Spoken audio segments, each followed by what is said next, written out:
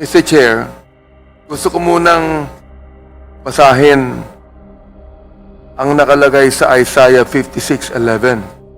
Ito, malinaw to. Gusto kong makinig si Mr. Diskaya at yung iba nating mga ini-inquire dito. Ang sabi po dito Yea, they are greedy dogs which can never have enough. And they are shepherds that cannot understand. They all look to their own way, everyone for his gain from his quarter. Now, this was written about 2,000 years ago, but still very appropriate and very accurate sa ating panahon. Nakikita po natin, Mr. Chair, na itong mga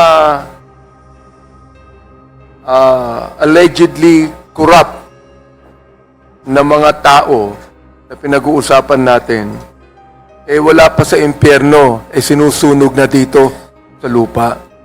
I just would like to tell them, it is still time for them to repent of their own sins,